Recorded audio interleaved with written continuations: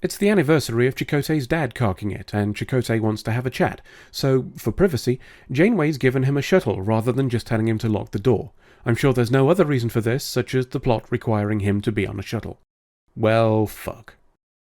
The Kazon, whose crimes against the Federation thus far have been not wanting to starve or die of thirst, spot him and decide to send someone to get rid of him. Cue a Kazon ship pooping blue at him. He gives them a call to ask if they wouldn't mind knocking that shit off, only to discover that there's a kid in the driving seat. After Chakotay is a bit of a condescending twat to him, he continues pooping. Chakotay does some flying upside down, which means literally nothing in space, then poops yellow on the Kazon ship, which does a little kaboom. It's about to do a big kaboom though, so Chakotay teleports the ehole Kazon over before it does. He tries to call Voyager, but apparently the ehole blue poop buggered up his phone. Over on Voyager, Janeway's putting up with Neelix's shit when they're interrupted by Tuvok. He says they're ready to leave the planet that they're orbiting, but that Chakotay isn't back yet, so they decide to go and fetch him. Tangentially, this planet had away teams on it, so must have had an atmosphere, and thus would have also had places where Chakotay could have been alone, so that's 2 reasons why he didn't need to be on a shuttle, just saying. Back on the shuttle, Chakotay's tied ehole up, then shouts at him a bit. Then a bigger Kazon ship turns up and starts to pull them in. ehole doesn't seem keen on this, and begs Chakotay to kill him, and you know what, kid? Fair enough. I don't like my family either. Inside the bigger ship, ehole is being held along with Chakotay. It seems this flavour of Kazon are budget Klingons, and, as ehole didn't kill his enemy or die in the attempt, he's viewed by the rest of them as a little bitch. Meanwhile, Voyager's reached where Chakotay should have been because he chose a shuttle instead of his quarters or a planet, and yes, I'm still pissy about that. He's not here, but an arseload of debris is, so they teleport some aboard and start to science it. While they do that, Tuvok detects a trail from a non-Federation vessel. Paris jumps to the conclusion that Chakotay is dead because Tom Paris is a dick, but Janeway isn't ready to write him off just yet, so we follow the trail. Inside the Kazon ship, ehole is having a chat with Bigger Lad, who gives him a kiss and a cuddle, which is a bit weird, but that's families for you, innit?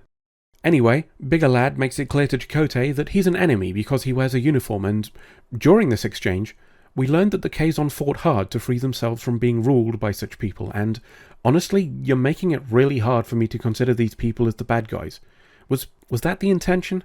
Were we supposed to always think that the Kazon are just doing what's necessary to survive after being ignored or abused by those in positions of power? They were left to die of thirst by the caretaker who could have helped them at any time. They were confronted by the Federation for wanting a food replicator so they wouldn't starve, and now we learned that they're former vassals or slaves. I'd love to believe that this complexity, these shades of moral grey are intentional, that the writers meant to create empathy for them, but whenever the Kazon are present, they're portrayed as brutish savages. I'd normally like this kind of juxtaposition, but here it just feels like we're being pulled in 2 different directions at once, and it's ultimately unsatisfying. But again, I digress. A little later, Bigger Lad brings in some of ehole mates to have a look at the human. Then he tries to get Chakotay to kill ehole. Chakotay's not fond of that plan though, so takes Bigger Lad hostage. He invites ehole to join him, and he agrees. Good for you, kid. Getting away from toxic family members is a thing you should be proud of. They leg it together, but the Kazon ship starts taking pot shots at them. Chakotay realizes they aren't going to make it and heads for a moon, which ehole says is a training compound. Not much choice though, because the shuttle is getting blue pooped all over it. After a bit of internal kaboom, Chakotay realizes they won't reach the moon and decides to teleport the rest of the way. On Voyager, they found some debris. It's from the shuttle, but the doc says there's no human remains. They figure out that the shuttle was heading for a moon, and no mention is made of a Kazon ship. Is it hiding, or has time passed? Or have we simply forgotten about it, because it doesn't matter anymore? Unknown. Regardless, Janeway organises a group for a day trip via shuttle to the moon to search for Chakotay, on the understanding that they won't be able to call the ship, because plot reasons. Back on the moon, Chakotay and ehole have found a cave to escape the heat. Then they start a fire for some heat. After a bit of back and forth, Chakotay has a nap, during which ehole considers robbing and killing him, but decides against it. Up on Voyager, the Kazon ship turns up, and Bigger Lad tells them that he killed Chakotay and they should bugger off. Neelix calls bullshit though. He thinks they won't open fire and risk drawing attention to their moon, which makes no sense given that they already opened fire on the shuttle, but don't overthink it. Anyway, Bigger Lad shuts up and moves to land on the moon. We'd warned Janeway, but gosh darn, we can't remember. B'Elanna's working on it though. In the cave, Chakotay and ehole are having a chat. Chakotay offers to let ehole come with them, but he declines. Elsewhere, a party of Kazon intercepts the away team and offers to help them find Chakotay. They're oddly friendly about it. Could be they want them off the training moon. Could be they want to kill ehole to prove a point.